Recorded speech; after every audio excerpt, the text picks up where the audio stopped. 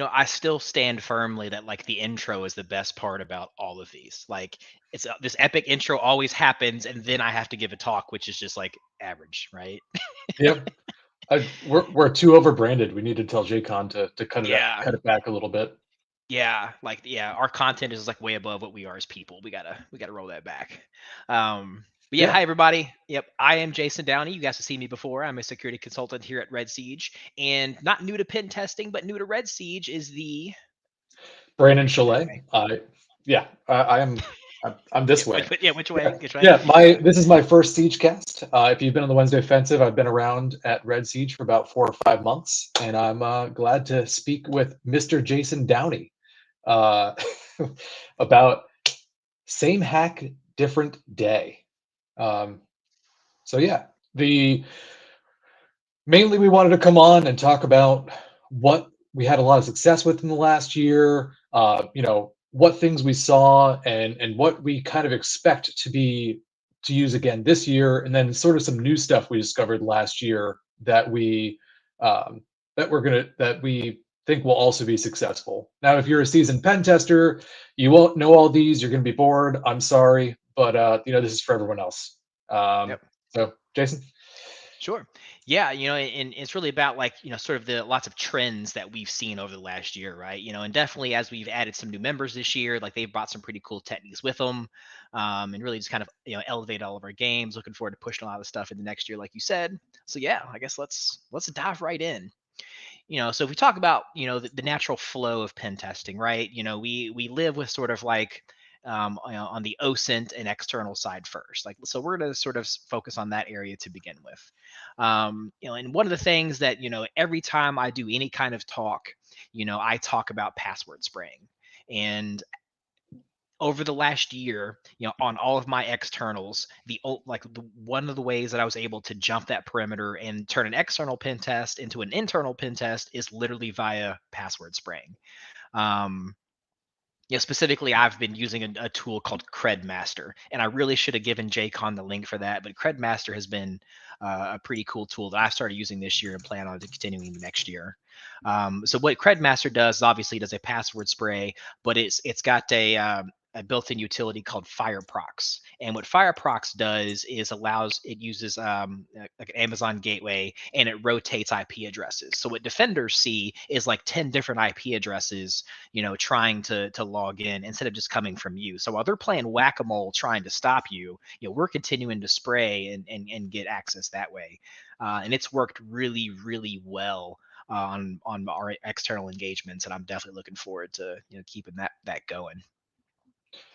Yeah, with that via MSOL, we're able to verify usernames that we got through OSINT, and then with passwords, we can test those, and you'd be surprised how many valid users we'll be able to find, or how many valid passwords if we can find, just based on quick searches through based on the company's name or hiring lists that we can pull. It's the setup is a bit complex, but once it's in place, it's fairly regular to just keep going at it. Yeah, it's like unfortunately, like the days of finding some, well, not 100%, but finding some vulnerable piece of software that's external facing that we can just pop and go in that way. The truth is, if you have something vulnerable that's facing the internet, somebody's probably already found it and popped it and already has access to you internally. And by the time you Yep. hire us, it's too late, right? Yeah. So yeah, we rely on like those techniques a lot. With things like Shodan or Google dorking, uh, your specific version of your firewall, the moment there becomes a 0 day, someone will go to Shodan, they will put in your firewall name, and they will get a list of IPs, which includes yours, and they will send that 0 day code against yours. So that's why, defense in depth, that's why, isolating your perimeter is important, and having those web proxies, even if you're going to self-host. Um, Sure. so speaking of exposed services, you know, you need to be scanning what you have, looking at your IPs, looking at your ports. If you are hosting a web server, you should be looking at all the endpoints that you're hosting. Pull out a list, loop through it, see what you can what you can access via internal, external. There might be comments in the page that someone who's unauthenticated shouldn't be able to see. That gains them further intel into the functionality of your site or how it's working. People who are unauthenticated should only get resources that they're supposed to get. Right, and that's something that, especially if you have like a mid to large size organization, you as a security person should be scanning your perimeter regularly, right? Because yeah, everything on January 1st might be great and might be within, whatever gold standard you have at your enterprise. But if a developer puts something new out to the internet and, opens up some port that shouldn't be there and you find out too late, then yeah, so be sure to audit regularly because scanning is something that attackers are doing all the time. It's the first thing that we do on every network style pen test. Yeah. And also, get into some defensive tooling. Don't just use defenders tools. Use the tools that the attacker's going to use. Use things off of download Kali Linux. Start with Nessus. That's a good one, or another scanner. And with that, feeding everything into an asset management program can give you some valuable layout as to what can be audited externally. So if you aren't managing your assets or tracking all the software versions and all the ports that are available on your servers, and you are a public facing service company, you probably need to get with that. Agreed. And so, so you had showed me, I know we jumped around a little bit, but you had showed me a really cool tool when you started. And one of the things that we are using to access those exposed services, right? Why don't you tell us about that tool and what hotness it finds for us? Which one? Truffle Hog? Truffle hog? Or, Yeah. okay, sorry. There's a lot. I show you so many things. All the tools I show you are cool, Jason. It's true. That is So true. Truffle Hog, if you are an organization that has an organization on GitHub, it's a tool that will go through, pull every repository that's public, pull every commit, and look through for sensitive strings, passwords, um, going back to even the earliest commits, which may have hard-coded credentials or JDBC connection strings, and we will use that to get more lay of the land, figure out where your servers are. That is an invaluable tool. It's easy to run, and all you have to do is provide it the org name. It's a Docker. It's very simple. I don't know if someone could pass JCon the link for that. That'd be great. And then if there is not a public organization and it's just a repo, when we're doing OSINT or open source intelligence, we will even look for people whose email is that company. So if you are working at example.com, I'm going to look for anyone who has that as a profile name or in their profile, look through all of their different projects they have for keywords, and then I'll use a tool called Get Secrets. And Get Secrets allows us to do essentially the same thing as Truffle Hog, but on an individual repo. And you can use Truffle Hog for things that aren't just GitHub. I know there's different AWS options, but I haven't had as much need to go down that way. So speaking of another way to get passwords, our favorite one, seems like a lot of people's favorite one, is the hash. Do you want to go into that, Jason? Yeah, so what Dhash is sort of like a repository of credentials that have leaked out, on the internet from some way, shape, or fashion. Dark web posts or people selling or do what have you. Dhash just goes through and they gather all that stuff up for us, and we just pay a simple subscription, and we can get access to all of those. That the collaboration of all those password dumps put in one spot, because in addition to password spraying, we're also doing what's called credential stuffing, right? And credential stuffing is basically like focused password spraying, where we are taking known valid credentials and attempting to like log in with it. And we can use that a lot of times too to see trends. So like for example, if Red Siege had 1,000 employees and they were logging in and stuff, we had a bad password policy, and we access one of these password dumps and we see like Red Siege, help one, Red Siege help 2022, right? A bunch of different iterations of that.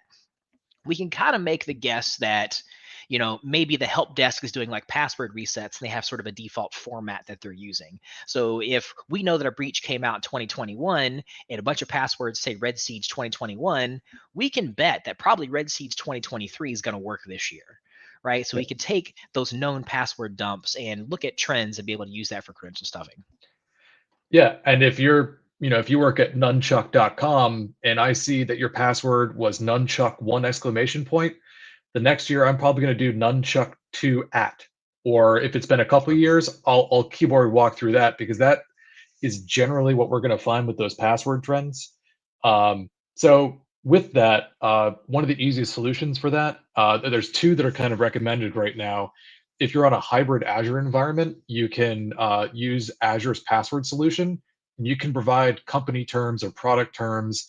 And anyone who tries to submit a password to the domain controller with those terms in them will be rejected, as of course with commonly breached passwords it'll go through all of that. And then if you are not using an Azure hybrid environment, you can use custom DLLs pushed out by group policy for password changes, and that'll allow you to.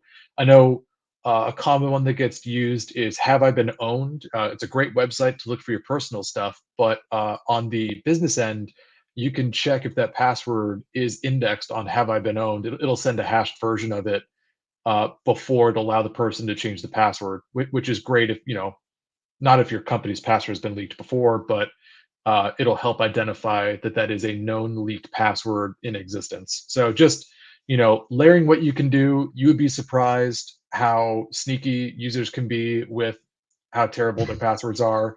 For all you try, you have to keep on top of them.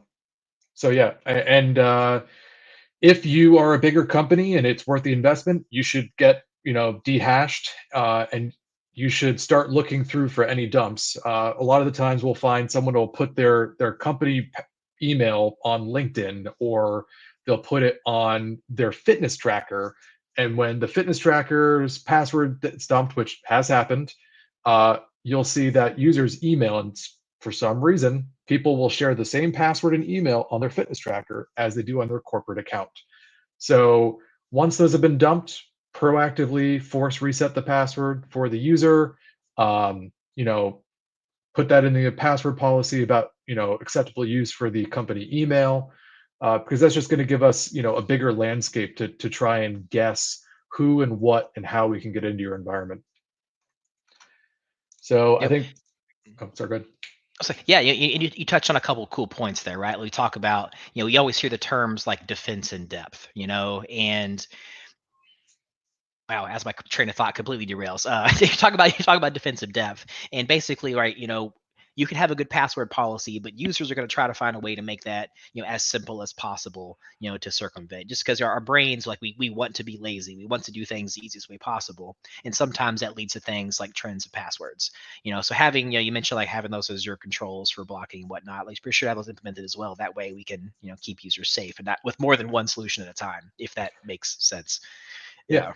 Having a nice password storage solution, like an authentication app like 1Password or Bitwarden, having it so that your users don't get password fatigue, just giving them one or two passwords they have to remember. And of course the NIST recommendations have changed. You don't need to change the password every 90 days.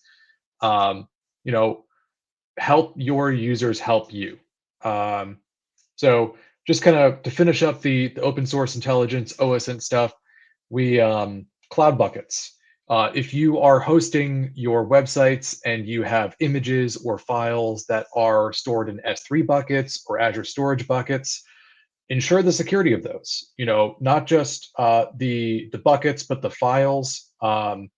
If someone is able to brute force and get through the file names, can they access stuff that they're not supposed to see? Are your buckets named with the company name? A lot of people think that they're obscure enough that people aren't going to try and do that, but there are very easy word lists that allow us to tack on dev and prod and things to your company name to try and search for files. And then with Azure, a lot of the bucket security configurations are confusing, to say the least, to users, such as blob or container storage. and people will inadvertently allow access to their folder or a folder of company information that should be protected, instead of actually appropriately securing it and locking it down. So you know there's a lot, but you just have to see any external resource that you have. Sure. You need to keep in mind, because we're looking for needles in a haystack, but you need to know what's in your haystack uh, before we do. Or people who will actually cause you harm, because we're just going to write a report and you're going to like it, or else. Or Um, else. Yep. so moving on to internal. So after we get internal, or if we're doing an assumed breach or an internal engagement, or someone plugs in a USB drive, or I walk up to your dealership and I see your modem sitting right there and plug something in, we move to internal. Yep. Yep. So first thing is, oh, sorry, go ahead. No, I'll say yeah, and you're exactly right, because there's a million ways that we can jump that external, whether we fished our way in, or phone calls, or you hired us to do that engagement. That's where we started, right? And we talk about some of the simple stuff, that low hanging fruit, right? Like we're immediately going to start looking for, what appliances do you have on your network, and where are their default credentials? Like who stood something up that we can just log into with admin. Um, it's mildly scary how many times that we do internal engagements and find appliances that have some sort of hard coded credentials or default logins that we can then use to move laterally or escalate privileges or whatnot. So be mindful that no matter, just because something is internal, if it can be accessed by your production environment, it needs to be locked down. Yep. Because assuming that a malicious person or some user doesn't know the IP address and therefore they won't find it is not enough. Yep. I mean, and for people who say, well, we have port security or we block egress, a lot of the times, if we're doing a physical engagement, we're going to have a small computer like a Raspberry Pi with two ports on it. We'll unplug your TV or your small computer. We'll plug in our device and plug in the other. We'll port bend traffic through it, or and then for external communications, we can set the default route out through mobile, so that we can have it call back and send back. So starting off, there will be no communications. It'll look like your existing devices on the network, and then at that point, all we have to do is search, do queries. Yeah, it's scary just how many assumptions about protecting your physical network are wrong. Uh, so it just takes someone that's motivated enough. Oh, and Yep. deactivate your open drops that in the walls where there aren't desks, because that one's That one. Yep. I did. yeah, I did that one this year. Yeah, I did okay, that. yeah, Yep. yeah. All right, so um, Yeah, and it's a real quick. So a good question came in. I think this is a good time to answer that real quick. So the question was, to suppose you have discovered a script or routine that the service desk uses for password reset. Is it ethical to nix that user's password to get that foothold? And because you talked about some of the things that we do physical, right? It's a good time to circle to that. Ultimately, the answer to that question is it is ethical if it's within your scope of work. Like if your client says that, hey, yes, you can do this, because ultimately an attacker does not care about ethical.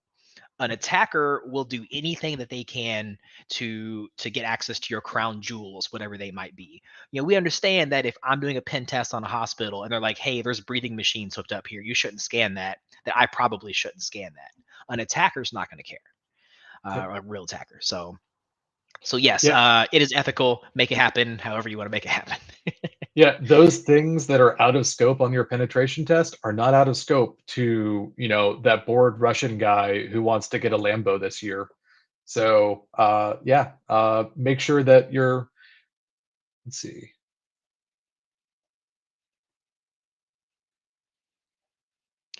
That's it. So one of the things that we'll do, and I know we're going to talk about it in a bit, but all of the hashed users' passwords for Active Directory are stored on the domain controller, and you can pull that using a domain administrator credential, and if you're able to pull it without it alerting on logging, that's an issue as well.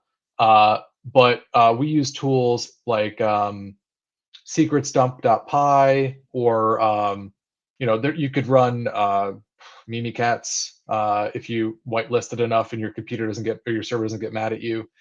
Um, but dumping those NTLM hashes off of the domain controllers and putting it up against a word list like RockU 2021, or generating a word list from your company name or company terms or location terms with rules. And if you do, if some of these things are a bit unheard of, I'm sure that we have documentation, or you can ask us about it, and we'll go into detail further later on. And then my personal favorite is, it's called rocku2021.txt. It's 92 gigabytes of passwords, or 7.3 trillion passwords, and I can run through that fairly quickly. So relatively quick, within hours or days, depending on the hash algorithm. So moving on with some of the internal stuff. Once we're in the network, either, depending on the scope of the engagement, listening quietly, you can see what traffic is there. Are there local requests? Are there, if you're on an assumed breach and you're on a server, what file shares are attached? What users can you see? Um, just getting the lay of the land is one of the big things. We will look for DNS. We will look for we'll look for everything we can find that is passive or normal communications before we start attacking. Absolutely. If we do get onto, say, a network device, that you could dump traffic and you could dump simple authentication, you could dump Kerberos tickets. But one of the big things that we have are file shares. You would be surprised how often file shares, and I think Joe Vest was talking, or was it who did we have on from Trust Sec this week was talking about it as well. Almost all of the time that we find an escalation, there's going to be something in your file shares. Um, Yeah, our principal consultant Mike Saunders a lot of times refers to himself as a file archaeologist, because sometimes he's right. Like, we will spend several hours going through 200 shares on a network, because ultimately there's probably going to be a web.config file in there somewhere that's got some hard coded creds in it that somebody is publicly sharing everywhere, or somebody's got some mid-level manager is going to have an Excel spreadsheet shared, that's got whatever credentials they use for whatever systems. And we are absolutely going to look for that stuff. So will attackers. That's easy, low hanging fruit. Yep. And the amount of times that I've seen domain admin credentials in a backed up domain admins folder, there is no reason that any user should be able to access the archived copies of every user's folders. The amount of times I see this is unsettling, I would say, and also a little bit frustrating, because that just means a lot more that I have to look through on the file share. That it turns into a day of searching instead of hours. So, and I want to move on to doing the cool stuff like scanning, and Yeah. not just finding your passwords that are left there. Yeah. Um, And make us work for it, yeah, please. yeah. I mean, if you, I like actually exploiting, and it takes the wind out of my sails to have the password handed to me after hours of looking through files and email archives. So yeah, that goes back to auditing your own stuff. There should not be files named password.txt, password.xls, password.one on your file shares. Users, On your anywhere, really. anything. Don't use that stuff anywhere.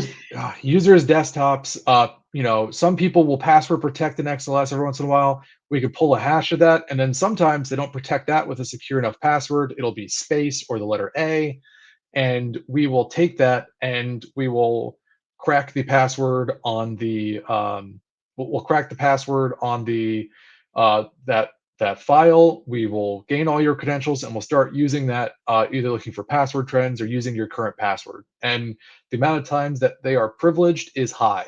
And so, that goes back to having a proper password solution for your users, like a password manager, having them use it, and just stating what expectations that you have, and relaying that, if the users don't care about, yeah, that is true, yeah. I having canary files, which are files that when opened cause detections. A lot of the times we'll see people will just put random canaries in the top level domains. Absolutely do this. And don't just have them be random strings. Name them really juicy terms because that attacker is going to look at it, that pen tester is going to look at it, and then there's your notification. Having a root level folder on your password called administrators or network configs with, network spreadsheet passwords that fires off an email when you open it. Gotta love it. Yep. Canary Tools provides a free service that allows you to create any kind of tokens in your network, whether it's emails, DNS, commands. It is an absolutely crucial free resource. They do have paid stuff like actual machines, but yeah, you should definitely check them out. So going back to password spraying internally, if you want to talk about that, Jason. Where's our list? Yeah. So as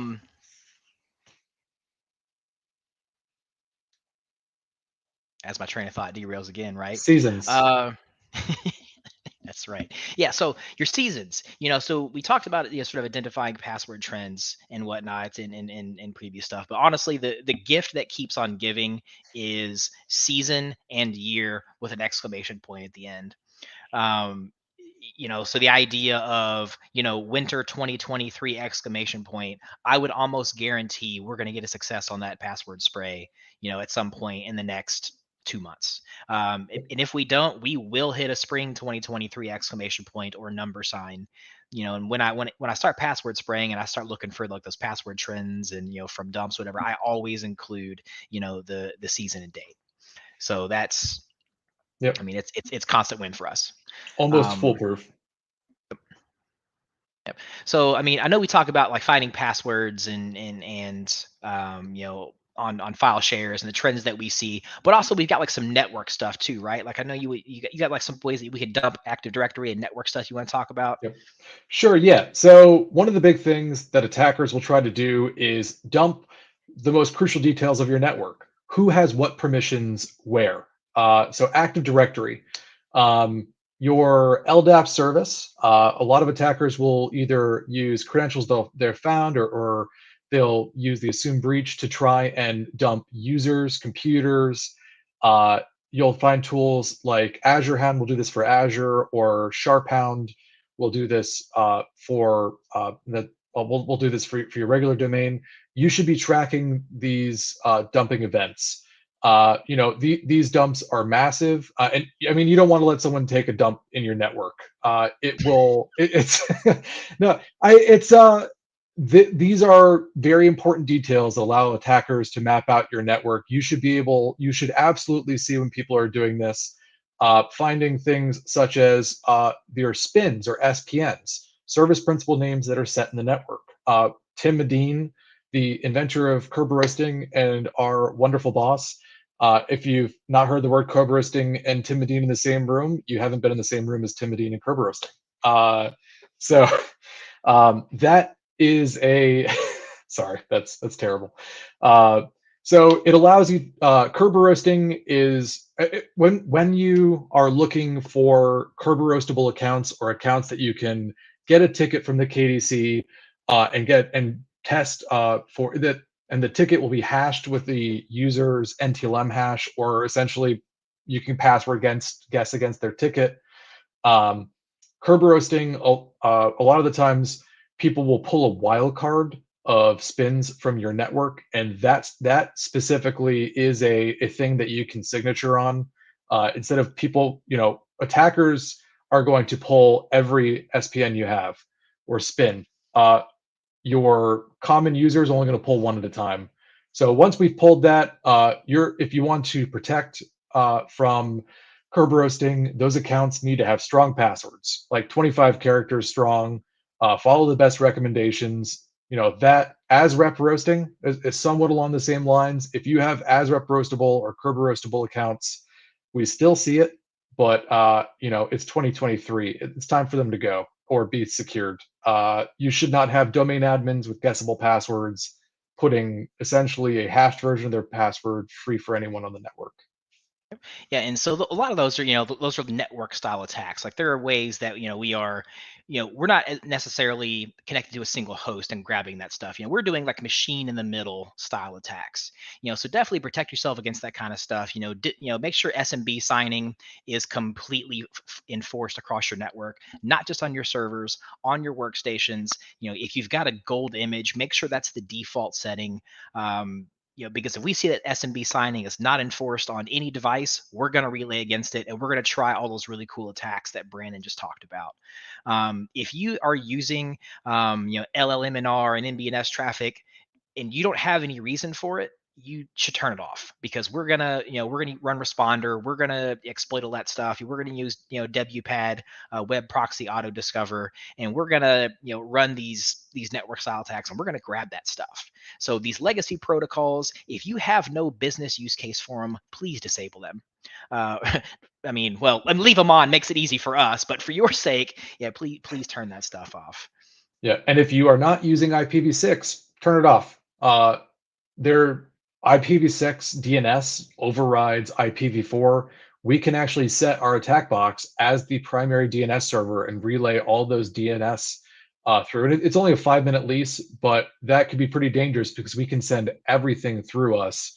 And if you do not have signing, we can get the NetNTLM v2 hashes, which are also those encrypted users' passwords, and we can relay that to your internal certificate services. We can crack those passwords offline, though those do take a little bit.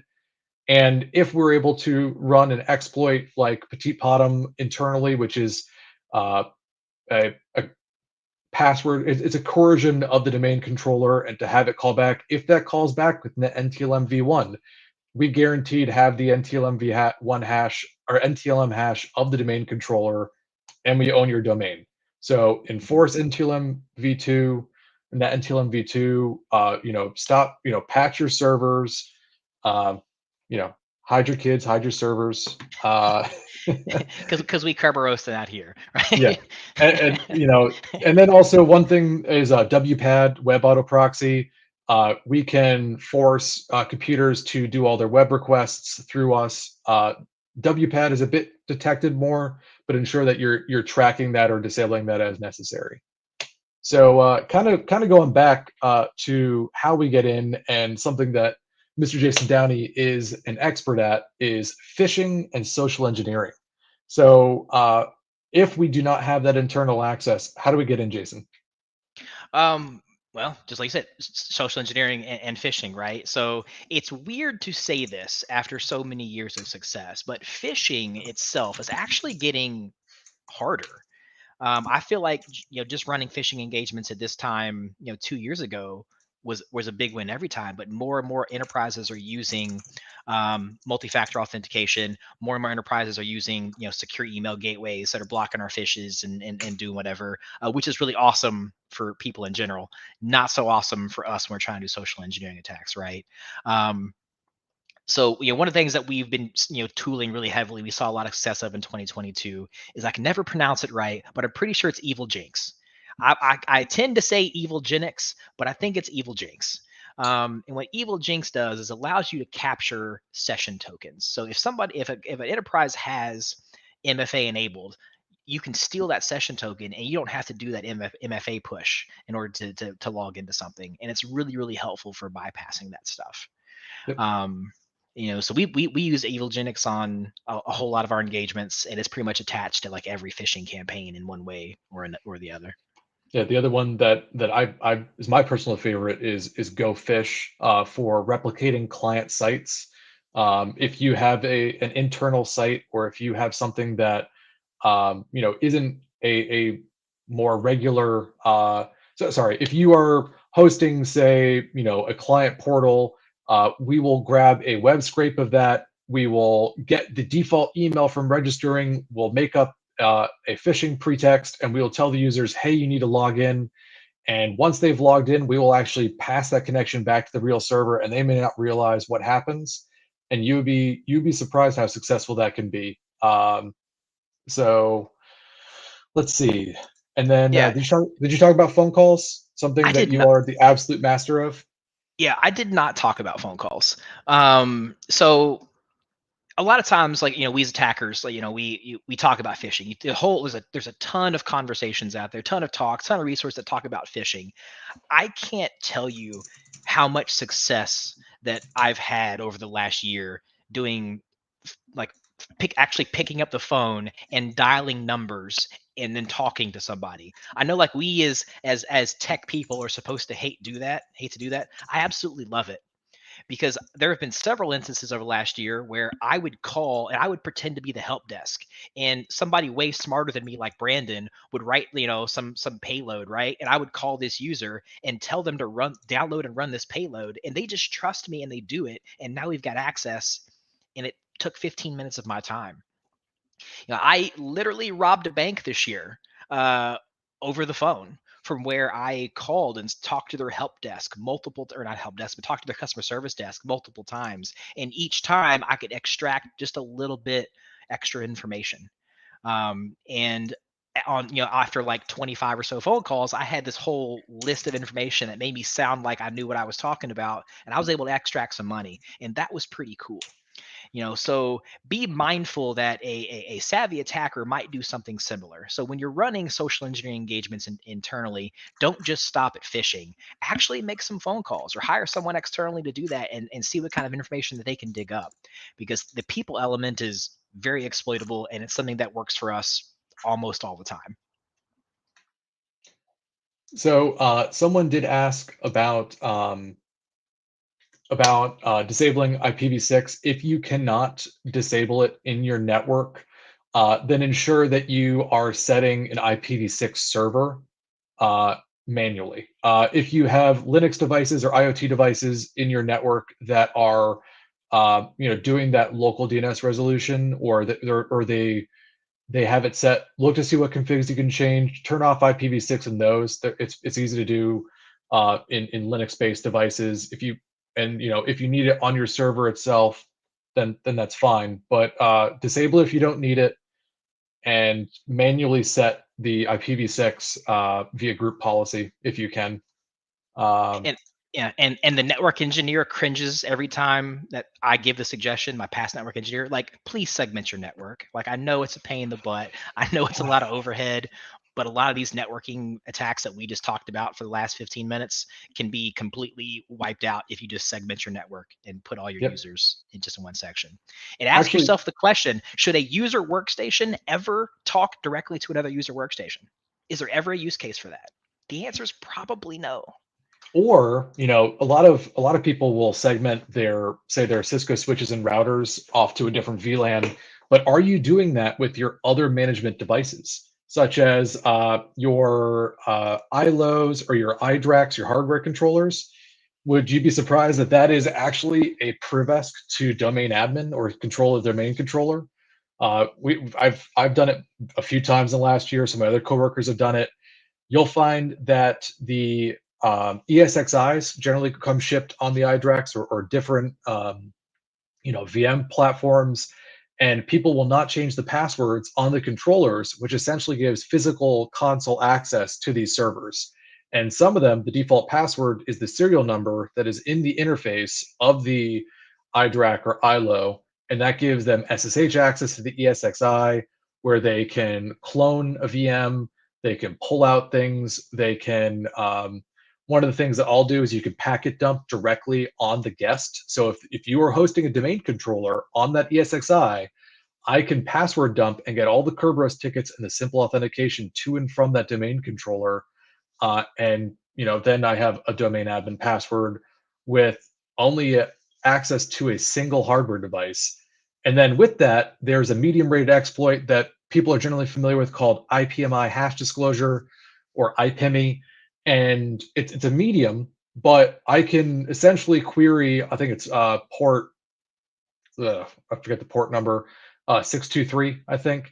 All I have to do is query that for hashes. It'll dump what the hashes are, and then I can crack those offline, and generally those will be default. So if you aren't using the default password on your ILO or iDRAC, we can get that password, crack the hash with a low computational requirement hash, and there you go. That medium becomes a critical. So don't always trust the criticality of your internal scanners, because they don't take business risk into account.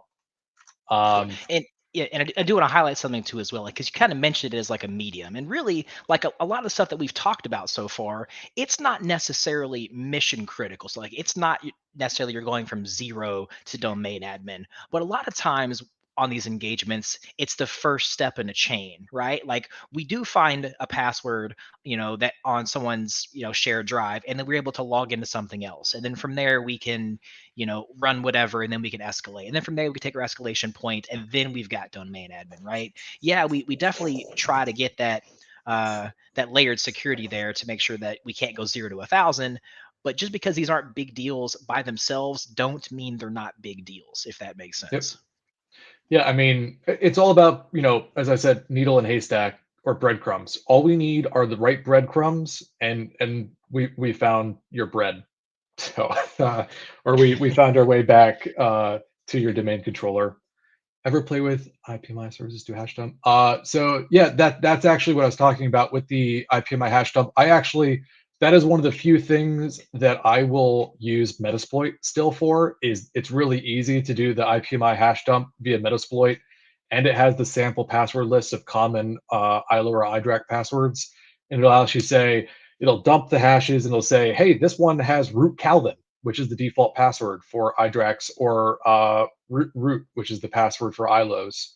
So that is probably one of my favorite ones that I'll pull up MSF console for still.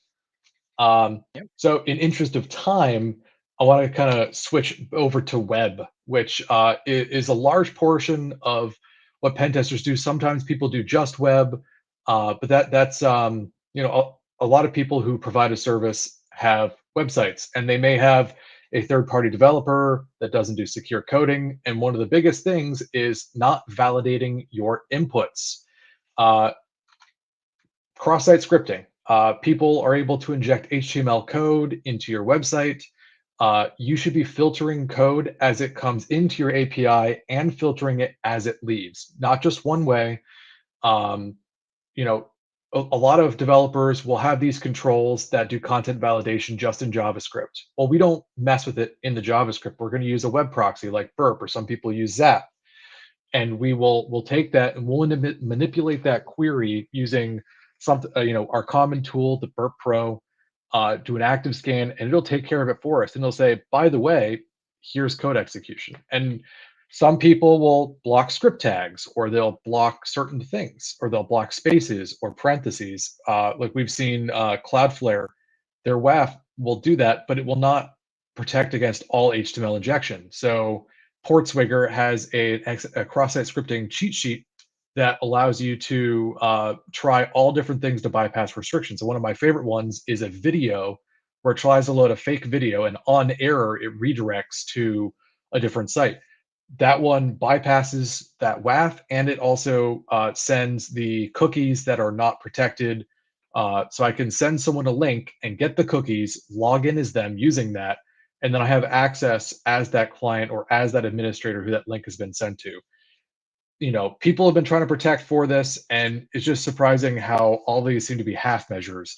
You really need to content validate in leaving and coming in, filtering, rendering those symbols as text instead of code, um, and then outdated libraries. Please track what libraries you're using. It's really easy to scan a website and see that the JavaScript you're using hasn't had a security update since 2015 and has cross-site scripting vulnerabilities. Please do it. I'm tired of writing this Yeah. finding. Just do it. Just do it. Uh, And yeah, and yeah, I put a note in here, right? Like, remember Log4j? Like that was like what, December 2021? Like, and think of how huge of a deal that was, because it was some library that someone hadn't updated in a couple yep, years, and someone finally found it, right? So be mindful of all those underlying infrastructure and make sure that it's gone and updated. I'll let you keep running. You're way smarter than me, Web. Keep you're it running. I fine. just had to throw that out there. Yeah. Yeah. Yeah, that goes back to asset management. Know what you have. If you're using something like I was contracted to set up Exonius. If you go to cons, you might have seen it recently. It's pretty great. You feed in a couple inputs, and you've got a list of everything you have running on your web server, all the plugins, all the libraries, the versions. We had a client that when they got hit with that, they knew all the products that were using Log4j. Well, not all the ones that were unbundled because it was tricky and whatnot. but they were able to almost instantly detail which ones had it because they had an accurate listing of what software was Log4j, not Log4j. we're Hey, we're we're we're Log4j. both we're both like too ADD to have notes and talk back and forth on a webcast. 'Cause Sorry, I just our wonderful leader Tim is distracting the two most distractible people in the company as yeah, we try that's to good. talk to each other. It's great. Uh, so yeah. Anyways, scan your stuff, know what you have. So moving on to something that isn't a lost train of thought, IDOR, in indirect object reference. If you are if you are uh, if you are storing things in your API calls as a number, and we see that, we are going to try all the numbers. We are going to see, if you're storing this person's social security form as ID number 6,000, I'm going to try 1 through 20,000. If you are deleting them, if it's a delete call, an update call, we're going to try and run through and see what access we have. We'll create 2 different logins. We'll test what can access from the other through site information. Uh, ensure, run unit tests, see exactly what users can access from others, because that's one of the big things that we'll find that a scanner cannot, because that's business logic. That's the one thing about automated scanners is they don't know your business logic. They don't understand the flow of your website, and they're just going to search for common vulnerabilities. So, ensure that you know who can access what. Write unit tests for all the calls, and not just that. Do the different parameters and client IDs. Um, and speaking of different parameters, all of the things that can be sent in a header or a parameter, verify that they are resources that you're supposed to have. SSRF, or server-side request forgery, is a big one. If I tell you that the authentication service of the host is attacker.com and you send a request or send the cookies out, that's bad. You should not do that.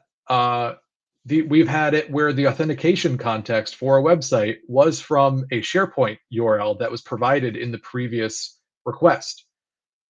Validate your sources, validate your input, expect the unexpected.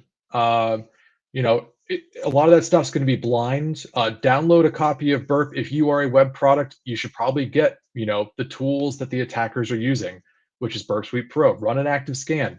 Use the Burp Collaborator, which is a free tool with Burp that allows you to test what kind of leakages you have. And then WordPress. If you are using WordPress, pretty please update it. Run plugins that update it, check for patching. Yet again, asset management. There are plugins like WordPress Security or WP Scan that will tell you what you have vulnerable and send you emails. WordPress Security will also stop people from being able to scan your web page. If someone is sending the wrong requests to your website, you should block that IP. And that's all I want to talk about, that Yeah. because that Well, hurts too well, much. well. You see, I'm gonna throw one more out because you talked about tools for outdated libraries, and you talked about tool plugins for scanning. You didn't mention your own tool, so you're too humble for that. So I'm gonna do it for you. So Brandon wrote a tool called Wappybird. And what Wappybird was, it will allow you to load in a list of URLs. So if you are on a pen test and there's 50 websites, or if you're on the blue side and you're curious to know like what your software stack looks like for all of your web apps, download Wappybird and run it. It's easy, it spits it out, it's digestible. This has made my pen test life easier. So I'll brag for you. You can just have it. Brandon's the man. I just had to throw that out there. So honestly, all it is a really nice wrapper for the Wappalizer. Someone Appalizer. made a Python Wappalizer, and the big thing is it just handles and checks for you can give it a scope of thousands of IPs. It's multi-threaded, and you just say, here's 6,000 IPs or ranges. Tell me what's on every one. Put it into a CSV so I can search for it. And I think it's 6,500 technologies now because it's pulling from the root Wappalizer. And you'd be surprised what you can find. If you're running things like Subfinder to find all the subdomains, or you have a list of your subdomains, check it. It'll actually show you via fingerprinting the website, and it's not very resource intensive because it's all regex based. It'll pull one copy of the website, it'll follow redirects, it'll follow meta redirects, and just check it out. It doesn't hurt anything to know what it can find, and it's interesting. But yeah, the only reason I don't reference it is because because it's it's it's your own. all I did is make a I don't know. All I did was make a library user friendly to Sure. be able to just put in stuff. So it's there. If anything sucks on it or you have an idea, let me know. I started making more features and I didn't want feature bloat. So it's just simple. Um, so yeah, that is our list of stuff that we have been using that has been successful. But I want to talk more about stuff that is new, Yes. stuff that hasn't been around for 5 years and you should have already fixed yet. This stuff is new. You may not have heard of it.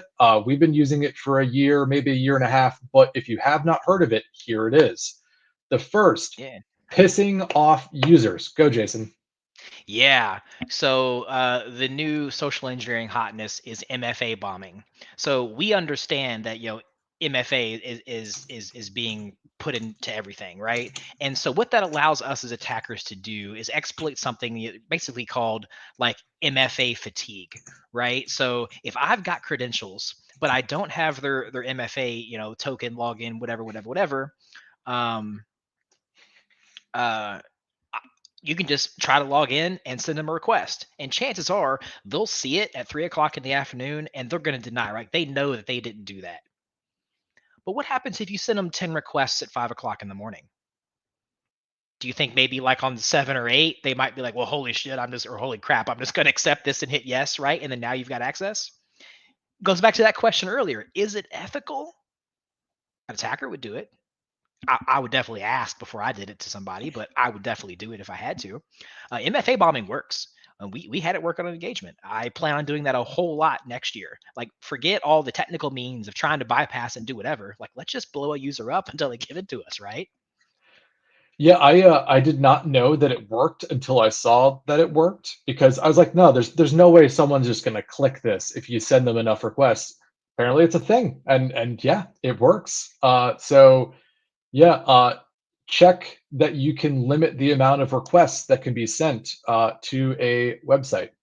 Um, so yeah, speaking of sending things, one of the things that we've been using recently is Microsoft Direct Send for phishing, which one of the big things about phishing is it's not just your email.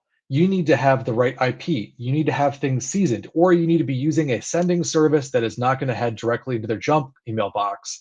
So what do? You send things that have already been approved, already been vetted. One of my favorites is Amazon's SES because if you block emails that are sent by Amazon, you're blocking way too many emails. It's going to have a high repeatability for that IP address, so it'll probably get through. But the other is something that we haven't heard as much. So I'm going to let Jason talk about that while I go get some water. Sure. Oh, he took his camera down and everything. Now I'm real big. Yeah. So one of the things that I'm definitely hitting on big this year, with sort of fishing getting harder and whatnot, is I'm now looking at it takes a step away from direct send, but I'm making a point for next year that I'm looking at all of our customers' SPF, DMARC, and DChem records, and I'm making sure that they are set up correctly, and I'm making sure that they're implemented properly. Because SPF isn't good enough anymore, especially how Brandon mentioned with a lot of people using third-party email services. you know you've got to have DChem and DMARC put on your external DNS records. That just goes so far above and beyond, to help protect you from someone impersonating you and running these phishing campaigns, either as you or against you, et cetera, et cetera. But for Microsoft Direct Send, so Microsoft Direct Send is designed to allow printers and whatnot to like send emails inside of a trusted network. But if it's not configured properly, it can actually allow an attacker to spoof one of these internal emails and send it off to someone else internally. So you could use the campaign. Oh, I'm back now. Okay, there we go. I don't know how much of that got lost, but if not configured correctly, Microsoft Direct Send allows an attacker to spoof a printer or spoof some other internal device. And so imagine if you're sitting at your desk, right, and you have some kind of like fax to mail service, and you get one of those pop-ups. They're like, "Hey, here's someone sent you this fax. Like, click here to download this PDF," and it's actually a link to some malicious document. That's something that we can accomplish with Microsoft Direct Send. Um, and so, way to kind of prevent against that is be sure to route all of your incoming mail, and not just your external, but even internal to internal, needs to wrap back through like whatever secure email gateway that you're using. Whether that's Proofpoint or one of the many other ones out there. Be sure that all that email is going back to that secure email gateway. It's all that stuff is still getting scanned, even internal to internal email. Yeah. So yeah, I think it's only like $5 too, right? Direct send, Yeah, yeah, 5-10 bucks.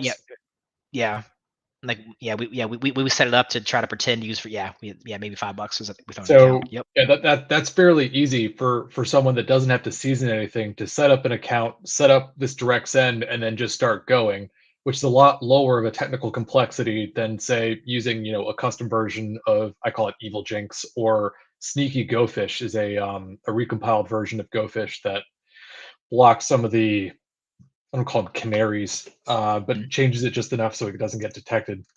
So, off of phishing, Active Directory certificate services. A lot of people have seen this in the last year. If you haven't, go read the white paper. It's probably the first white paper that I've read 3 or 4 times, and it's hilarious because there's memes. SpectreOps always puts out wonderful content. But there were a series of vulnerabilities, I think ESC 1 through 8, and then now 9 and 10, where there are vulnerable things with your Active Directory certificate services. So there are user templates that, with different permissions, allow people to either request certificates, request templates, and some of these are, we call them boot to root, but these are they allow someone to say, "Hey, I'm the domain administrator. Give me my certificate to then log in." That's bad. So you should run tools like Certify or Certify. Some of these will run through C2 or just run the binary itself. Get it, run it, pull all of your certificates that you have, put them maybe into Bloodhound. If you're doing Active Directory auditing, check out Bloodhound. It's free, it's awesome. You should be checking all the attack paths in Bloodhound anyways. I'm surprised we didn't talk about that. You should be using the tools that the attackers use. It's just commonplace for us, but Sure. Yeah. yeah, dump your Active Directory, use SharpHound, use Azure Hound, load it all in, start as your user, look for attack paths, go look up for Neo4j custom queries, do it all. Go to Bloodhound custom queries, add those custom ones, create your own, play, have fun, figure out what you can. Learning is free, and you'll better protect yourself, because time and time again we will find vulnerabilities with the Active Directory structure of a client. We'll tell them exactly what they need to do, what they need to remove, and they come back and like they killed some attack paths, but everyone is still local admin to half the machines. So run through it. The common queries are great. It doesn't cost anything except some frustration setting up some Java prerequisites, or run the Docker. So do that. So back, I'm done with my bunny trails. Back to Active Directory certificate services. Load those in there as well. There's a bunch of queries that you can append to your custom queries. There's also the HTTP enrollment server, or ESC8. We can either coerce authentication from your domain controller. We can poison the users things locally, and we can redirect that to the HTTP server to request and get the NTLM hash of that user. So not great. Check it out. And then another thing is we have, generally when we have an internal assessment, we'll use tools like Kerberoot to do pre-authentication password spraying. Like Kerberos, you have those that are service principals that have their certificate available, but we can actually send a single UDP packet to test a valid login against Kerberos, and it'll be an entirely different error ID in your network. generally your SIMs or your SIEMs, however you pronounce it, your security interfaces will look for event 4625, which is a failed login, but it'll actually be 4771, which is Kerberos pre-authentication failed. So I will password spray, your spring 2021, your company name, one exclamation point, and I will spray that, and clients generally will not detect it. So we've done that on internal engagements, but I found a new tool called Spray AD that runs in Cobalt Strike real easily. Because long story short, if you've heard of LD preload, Go base binaries, LD preload doesn't work on those. You'd have to recompile or do different things, and it's just not worth it. So yeah, use a Cobalt Strike tool. Spray AD is really nice. It allows you to give a single password, and if you are in a SIM breach on a computer, it'll actually pull all the users, test the passwords, and you generally will not be caught. So yeah, you'll get that. You want to also make sure that your SIM is looking for that 4771 because it like Kerberoasting, it contacts the KDC, it requests that ticket granting ticket, and if it passes the status and restriction checks, then you get that ticket for the user, and you're able to get that password. And the event ID for that is 4768 authentication ticket granted. So take a look, make sure that you are detecting pre-authentication password spraying and not just regular password spraying. Have it in your SIM, and yeah, that is, I think, that for that one. It's very Yeah. quick. And then kind of one thing I want to go back You know, to. you say it's very quick, but I know if you're out there taking notes, you weren't the only one because I'm listening to you talk like, yeah, that's some good stuff. Yeah. Sorry, if you want to talk to me more in depth and slower, I'm on the Red Siege Discord. We'll give our deets after this. I've got a lot to share. I've had some great mentors, and that's the big thing about the pen testing community is there are always people that know everything more than you. Do not be intimidated.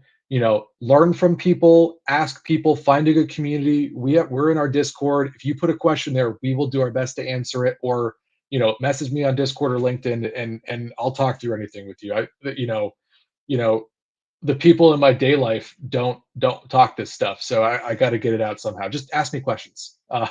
But there's a couple more things to talk about for internal, something for coercing passwords. You have Cisco Smart Install, allows you to get a copy of the config or the startup config that was last sent via TFTP. So if that port is open on your servers, we can then pull those encrypted hashes from your Cisco servers. If you're using Type 7 encryption, which can be, I think it's Type 7, can be reversed, or is it Yeah. Type 9? It's Type yeah, 7. it's easily Uh, loaded into John too. Yeah. yeah, it's very quick to reverse that. There's a cryptographic flaw with it. So if you have Type 7 passwords in your configs, the pro tip, check for that in all your configs, then we will get that. It's reversible because we know the key. Thank you, Tim. And so yeah, we'll get that password, and generally that'll have enhanced access in the network above user level, or access to, say, a core router where you can dump things in the domain controller context, or subnet. So Cisco Smart Install, ensure that port is in the 5,000 range. Can't remember off the top of my head, but it's out there. Look for it. There's lots of Gits. And then there's CUCM Thief, or different tools that will pull from your CUCM or your Cisco Unity server. You either, pointing, if we find via looking at websites inside or looking through OSINT that you have Cisco Unity, we will run that, and Mhm. it'll brute force through, and it'll pull all of the configs from the CUCM. And generally we will find an Active Directory password, and it will be a privileged user or a domain admin on the CUCM server. So, I recommend, if you do have that, pull that. Don't have those hard-coded configs in there, or create a non-privileged user account for your CUCM. And then I think there was one other thing about internal, but I can't remember. Yeah. So yeah, you kind of I'll just run with it. So there's like some other like video and telecom stuff. It kind of falls into um in general, when you think about the person that's responsible for, your internal video conferencing software, or the person that's responsible for setting up your phones, they're probably a little bit different breed than your typical sysadmin, and they're definitely different from like true security focused people, right? Like people are on the phones all the time, so definitely functionality is something that they're prioritizing above all else. And a lot of, like, you talk about your IoT stuff and telecom stuff and cameras, a lot of it kind of runs on like manufacturer managed platforms. Like it's really uncommon stuff a lot of times. And because of that, it's often overlooked by security people. There was definitely an engagement over the last year, where there was some video conferencing software, and we were able to remote SSH into it, which is fine, right? You think about, it's just a low, it just, okay, it records audio, except they had one of these devices in their boardroom, right? So we could have theoretically, as an attacker, recorded their board having conversations. So definitely, be mindful of all IP devices, not just your servers, not just your workstations, but definitely your telephony, your video, your printers and switches, and all that stuff.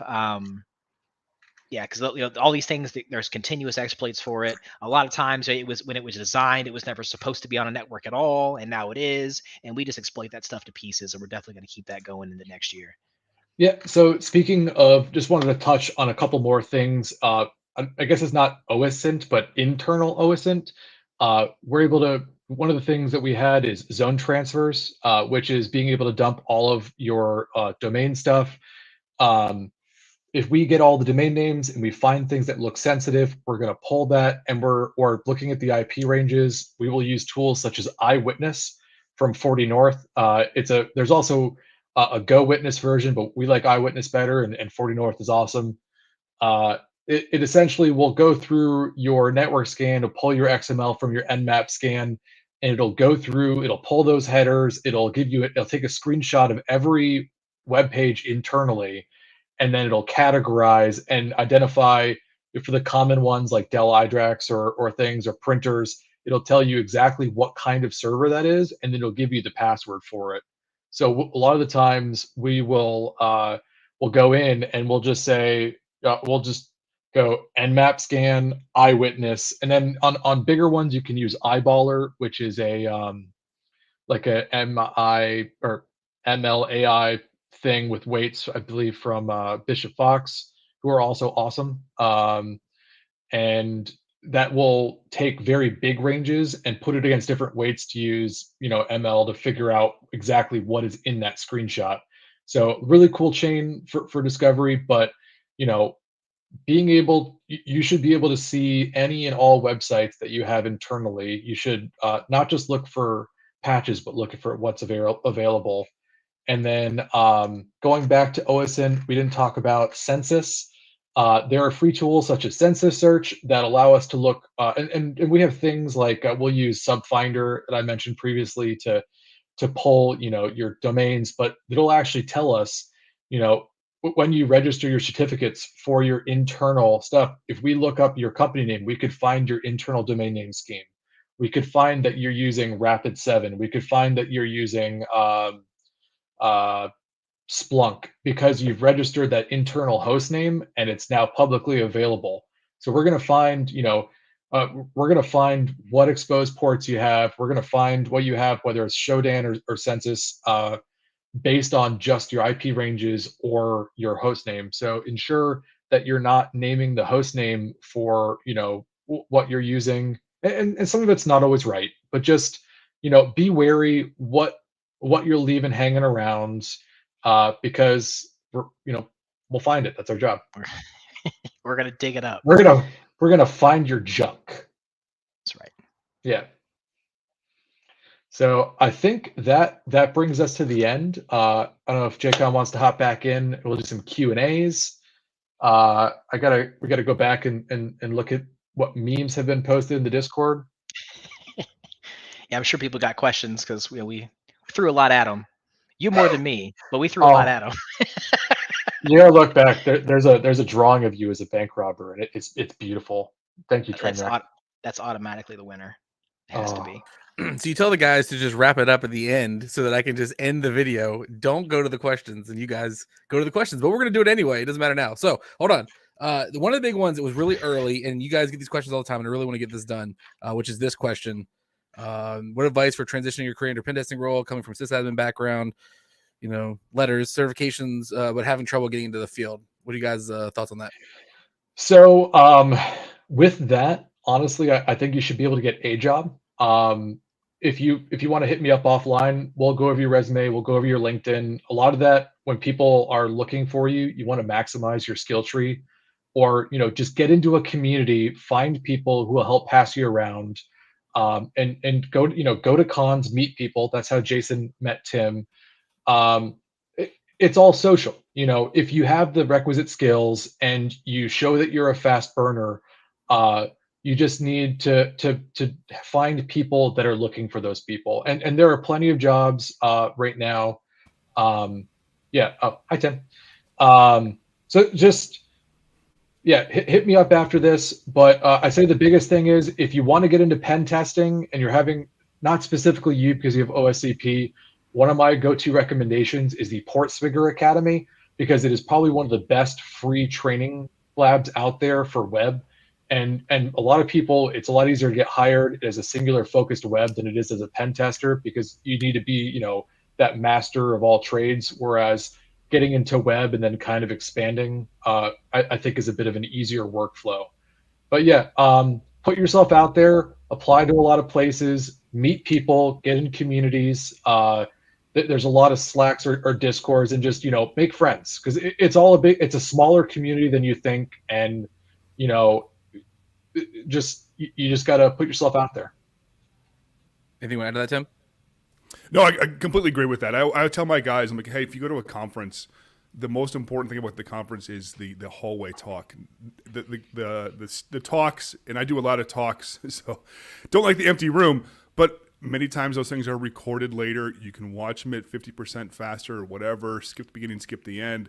I got my first job, not from a conference, but from putting myself out there with blog posts. Jason, we just met randomly. He was doing the interview panel, how to do the interview.